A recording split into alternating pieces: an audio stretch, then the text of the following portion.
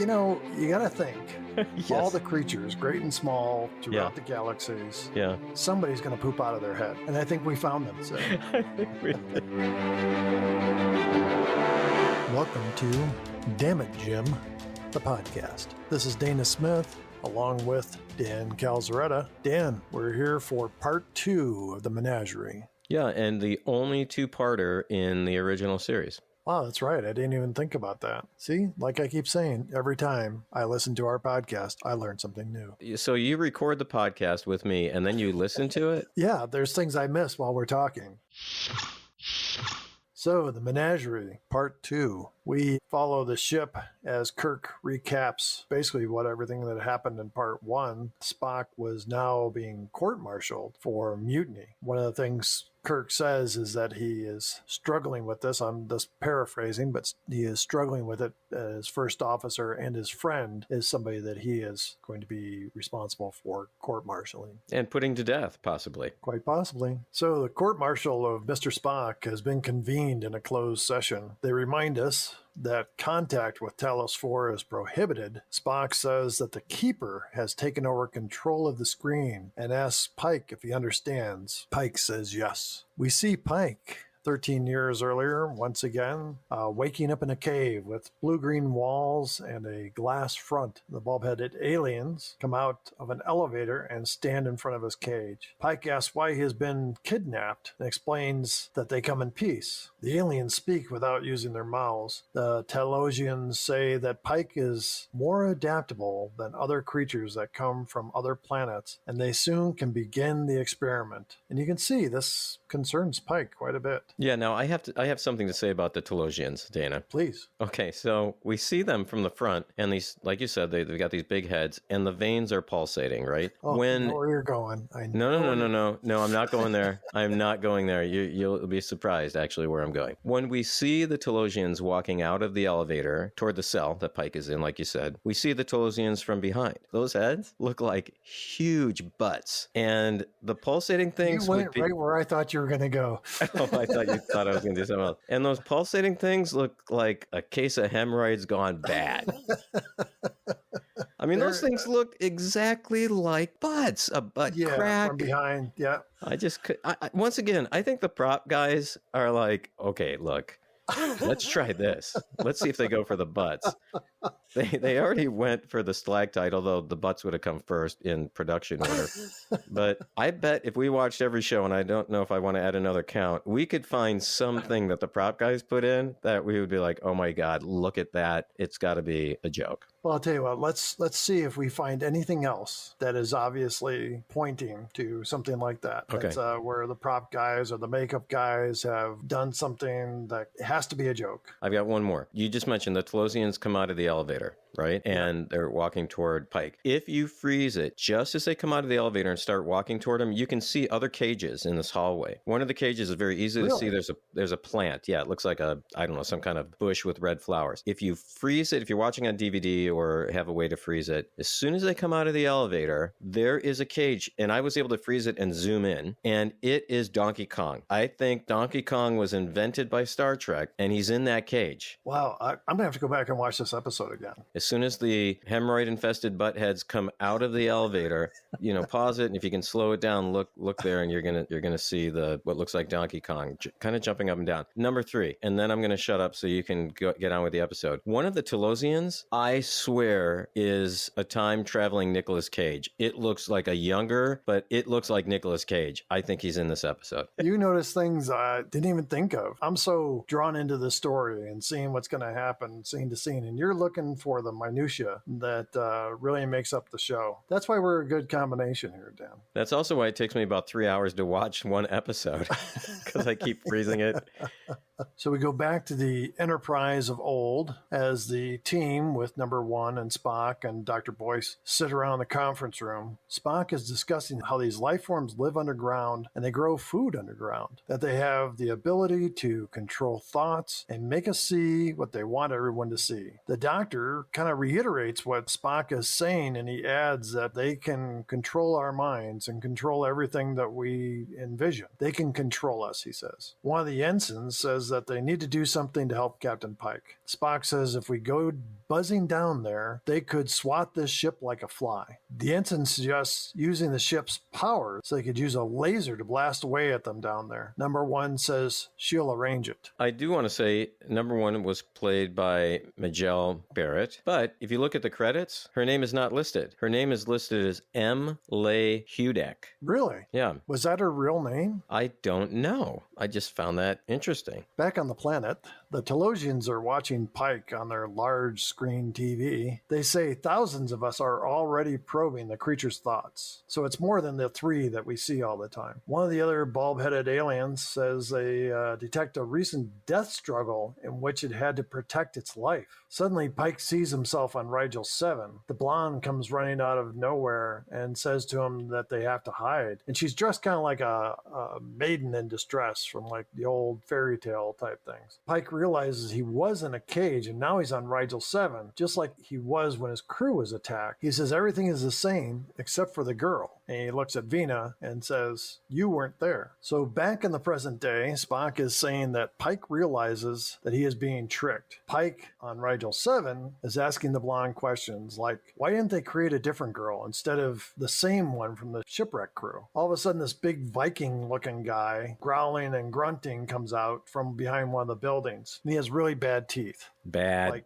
teeth. Yeah. I mean, they're buck teeth, bottom and top. And brown. Yeah, a lot of fur. Can't tell where the fur ends and the teeth begin. Kind of grunting the whole time, too, right? Yeah, he makes an almost animal-like noise. So Vina warns Pike that even though this is an illusion, that he will feel everything. The big Viking dude suddenly attacks, and Pike fights him as best as he can. They go up some stairs, and Pike is knocked down to the ground about 10 feet off. And when the bad guy starts attacking Vina, Pike throws a giant knife that sticks him in the back. And that just kind of pisses the Viking off. It's like, the couple times I've been in bar fights and you end up hitting the wrong guy and you think you've hit him pretty hard. And then he turns around like, what was that just brushed against me?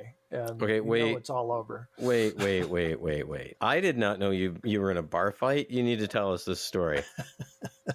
No, it was a long time ago, younger, wilder days and stuff, and just something stupid. But what happened? That's not enough.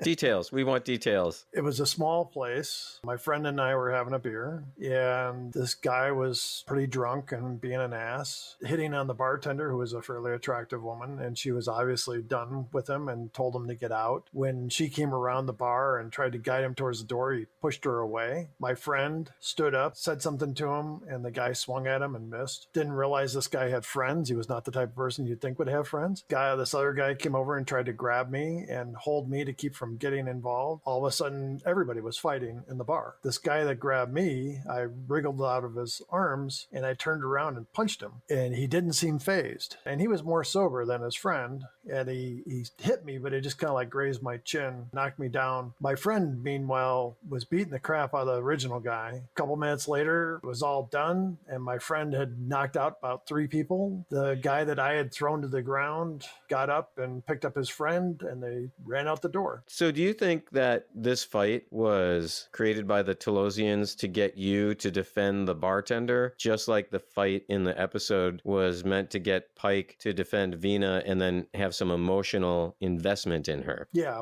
I'm pretty sure it was the Talosians. That could be the only reason. Well, there are some scientists who believe that it's 50-50 that we live in a simulation. A couple years ago in Scientific American, there was an article about how we might be living in a simulation. If we're living in a simulation, whoever's controlling us, they need to put some more effort into this.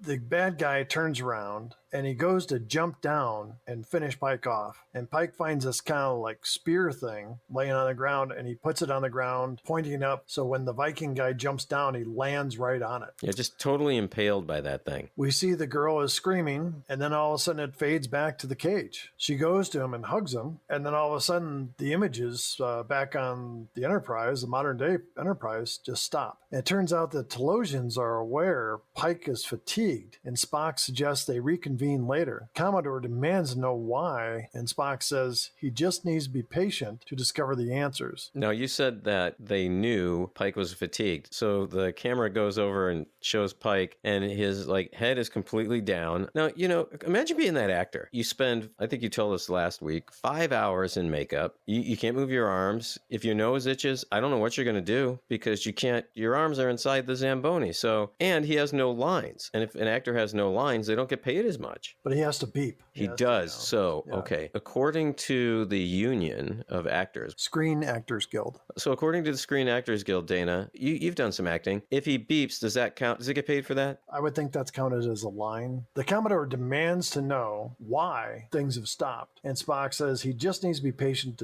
to discover the answers. Commodore says that Spock is forgetting that he is on trial and he will answer to the questions put to him. Spock replies that his answers would seem quite unbelievable and suggests that they wait for more of the transmissions. When we come back, we see the transmission again. Pike asks the girl if she is real. She says, I can wear anything you wish, be anything you wish. Pike says, they just want to see how I'll react. She says she can become anything, any woman he's ever imagined. Pike asks if they not only read his mind, but what he is feeling. She tells him he can have anything he wants in the whole universe. Outside the elevator shaft, where he originally disappeared, number one has set up the massive laser and they start blasting the rock. So the ship says the circuits are beginning to overheat. They'll have to cease the power. Number one kind of yells up at the sky, disengage, and the laser stops. While she's got her communicator out, she's first talking and it's close to her face, a few inches from her face. And then when she yells disengage, she's got the communicator down to her side and she's looking up at the sky and yells it at the sky. So maybe somebody had a window open on the Enterprise and they could hear what she was saying.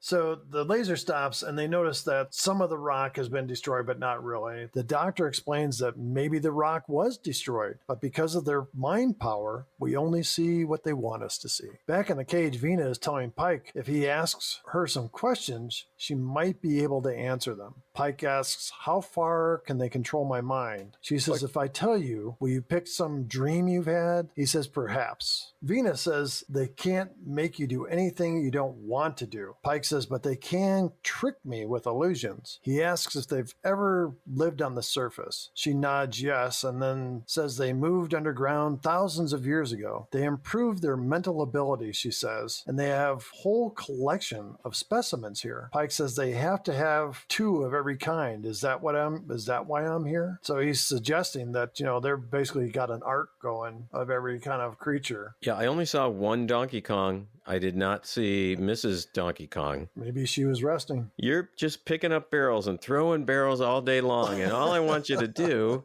Wow, who could have thought that we could have gone so far off the track? So the Talosian walks in and watches them. Vina says to Pike, I'm a woman. I'm as real as you are, like Adam and Eve. Suddenly she starts screaming in pain and then she disappears. Pike looks and sees the Talosian walking away into the elevator. Back on the ship, Commodore says, an Earth woman. Then you were captured as breeding stock. And Pike replies, yes. Kirk asks why. Just to keep zoo specimen? Spock says, much more, Captain. We see Pike on the view screen. He's checking the walls of his cage. A little door opens near the floor and a vial is dropped into the room. The keeper is standing at the other side of the window and says it's a nourishing protein complex. He says we can make it look like any nourishment you want. Pike questions him and the keeper says you overlook the unpleasant alternative of punishment. Pike is suddenly writhing in pain and we see he is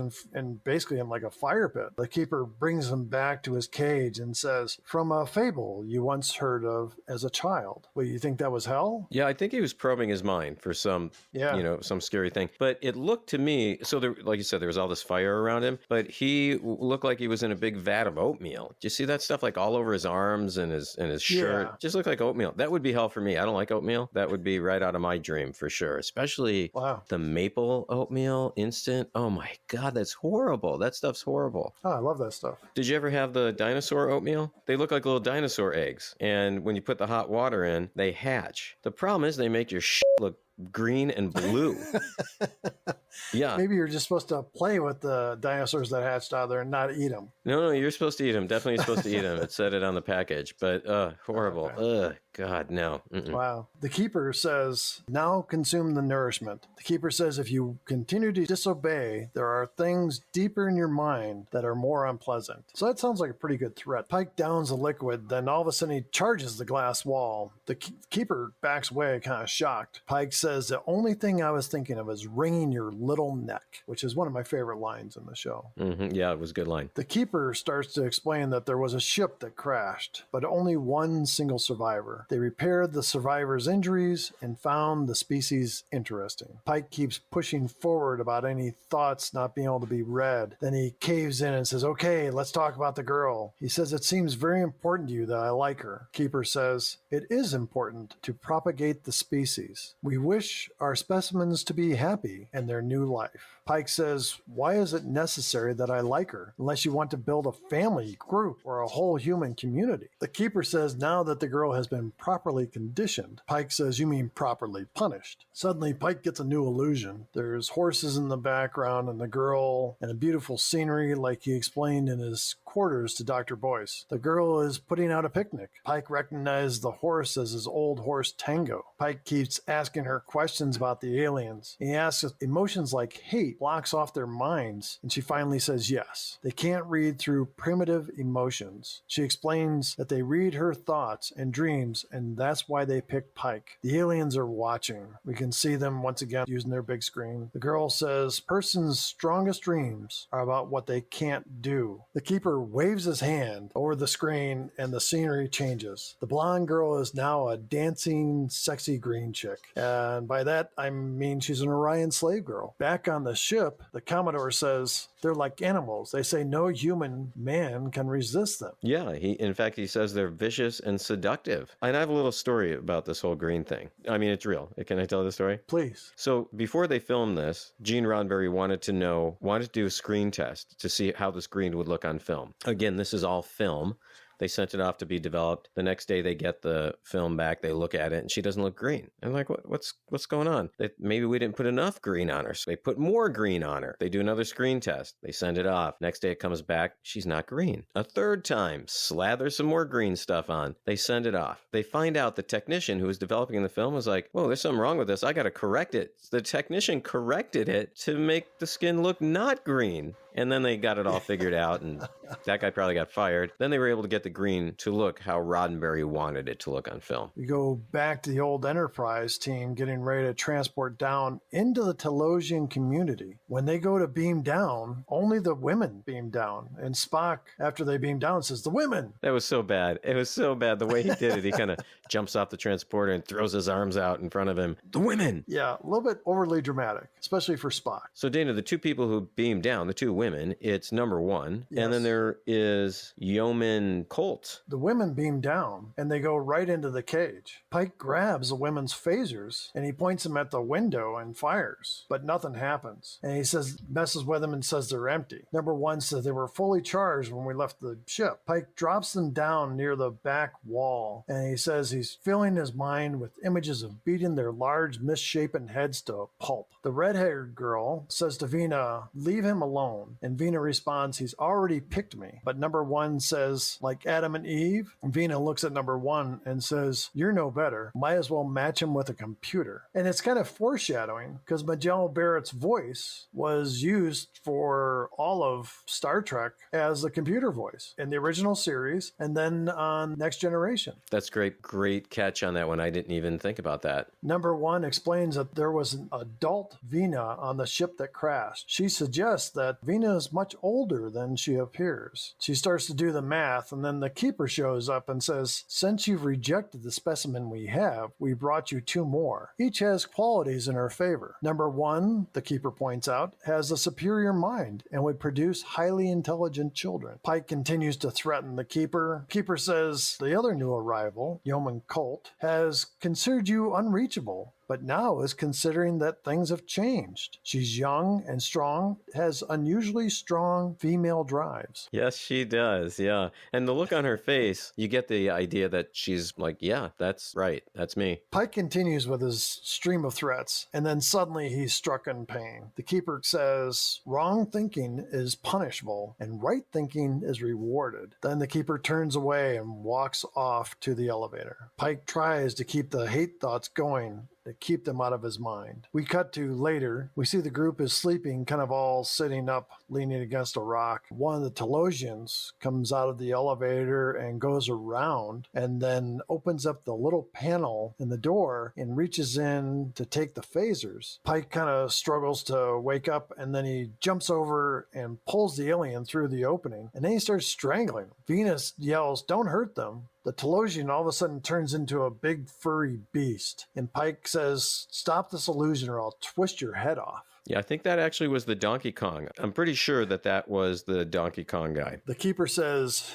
as Pike continues to choke him, says, "Your ship, release me or we'll destroy it." Vina says, "This is true. They can make the crew see whatever they want. They could easily cause an accident to happen." Pike says, "I'm going to gamble that you're too intelligent to kill anyone for no reason." Pike picks up the phaser and points it at the glass wall. Nothing happens. He goes to the keeper and points the weapon at the keeper's head. He goes, "I'm betting you created an illusion to keep us from seeing that the laser punched a hole in that wall." He goes, "Do you want me to test this out on your head?" All of a sudden, we see that there is indeed a hole in the glass wall. Because I'm going to put this laser right up to that crack on the back of your head, and we're going to create an alien colonoscopy right now, buddy.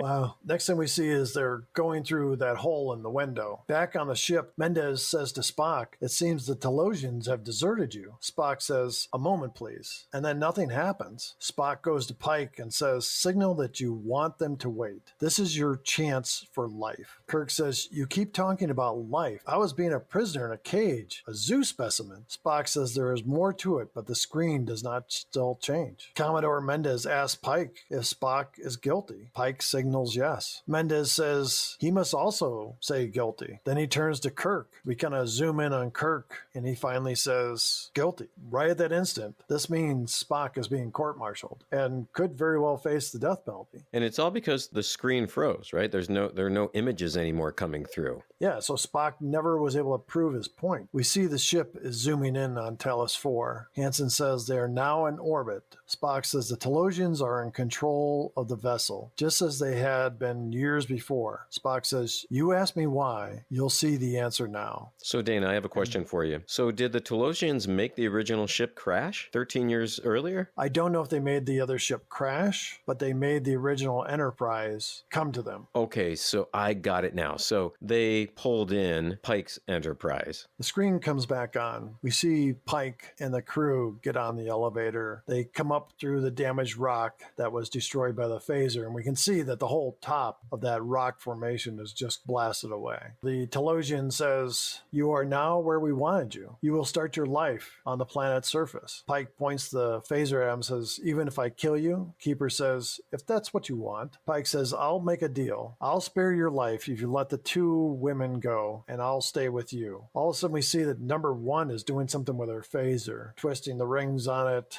Number one says, "It is wrong to create a whole race of humans to live as slaves." So suddenly the Talosians look a little scared because there's two or three more up on the rock. So the keeper says, "Do you intend to kill yourselves?" Pike then says the weapon will overload and explode. And then he kind of pushes Vina away to get her out of the blast radius, I'm guessing. Pike then turns back to the keeper and says, "Just to show how primitive humans are, you can go away as well." Vina takes a step closer to them and says she won't go. And she says that the Talosians have one human. They might try this whole thing again and bring somebody there to be her mate again. So when she says she won't go, she means she won't go where? She won't go away with the Talosians. If she's willing to die. The keeper says, "Your history shows a unique distaste for captivity." You are too violent to stay. One of the other Talosians says, you have condemned the Talosian race to eventual death. Dana, I don't understand that. How would this breeding program stop the Talosians from going extinct? It didn't make sense to me. So did that confuse you too, Dana? It did. It didn't make sense to me. Okay. Because they've got several other races. Why would they need these humans? The Keeper says, no other specimen has shown your adaptability. You are a last hope. Again, it's not explained, but I think that because humans are adaptable and could learn to live on the planet's surface, they were hoping they'd be able to move to the surface and be like they used to be. Pike offers trade and says, can't we do business basically with your planet? And the Keeper says that would not be wise. Your race would learn our abilities and soon destroy themselves. The group prepares to beam back up to the ship and everyone's attention turns to Vina. Vina looks at him kind of sad and says she can't go. Yeoman Colt beams up, and then number 1 beams up. Back on the planet, we see Vina slowly change. She becomes old and misshapen. She says, you see, this is why I can't go with you. Then she explains that they found her in the wreckage. They saved her, but they had no guide to putting a human back together. Pike asks the Talosian to give her back her illusion of beauty. Now, Dana, I want to interrupt here for a second. She says they had no,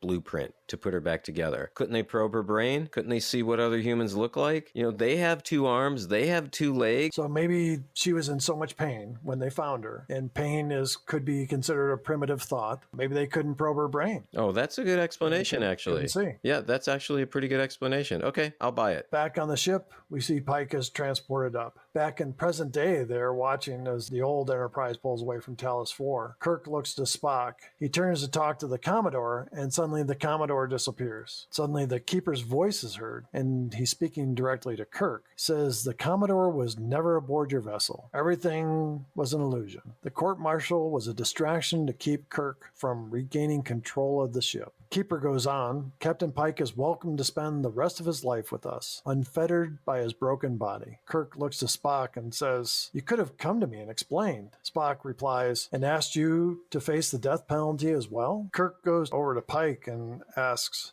Chris, do you want to go down to Talos IV? Pike signals with one beep, yes. So then we see Spock is kind of wheeling Captain Pike out of the room. So Kirk tells Spock to see the captain off to the transporter room. Kirk then adds that he wants to speak to Spock when he's done. He says he wants to talk to him about the regrettable tendency towards emotionalism. Spock seems kind of offended by this, says there's no reason to insult me, sir, because I believe I've been logical about the whole affair. The Keeper shows Pike walking and looking normal with Vina going into the elevator. We're kind of focus in on Kirk. He's smiling, watching, and the Keeper says, Captain Pike has the illusion, and you have your reality. May you find your way as pleasant. Yeah, that was a great line to end the episode. Kirk is really facing his reality. He's always going to have the ship. He's never going to have that illusion. That's the Menagerie Part 2.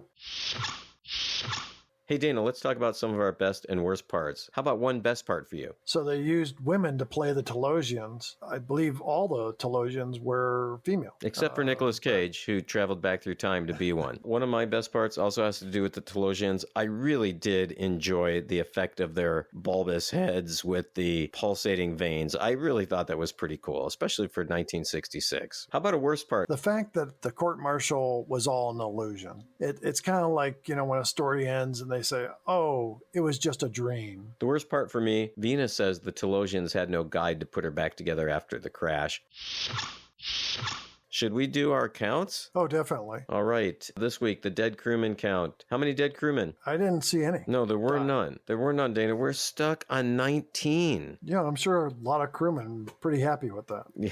A lot of red-shirted crewmen. I think you're right. How about the shirtless Kirk, rip shirt Kirk count? None. Once again, 0. We are stuck on 7. He's dead. None. None again. Stuck on 3. I would have thought we would have had more than 3 at this point, Dana. Yeah, I think that list will grow pretty quickly. Yeah, because we're 12 episodes in. We've only heard it 3 times. And then finally, I'm a doctor, not a fill in the blank. What do we got for this week? The closest we come is Dr. Boyce saying something about being a bartender, but doesn't really count. It's not McCoy, even though McCoy is in the episode. He's in the first episode, Does he even appear in the second part? No, he does not. Yeah, so 0. So we have 0 on that. Our tally is just 1. I know all those counts are going to go up, but I'm disappointed that we're kind of stuck. So Dana, what do we have next week? We have the conscience of the king. All right. I had a great time this evening. I will see you next week. As always, live long and prosper. Enjoy the show.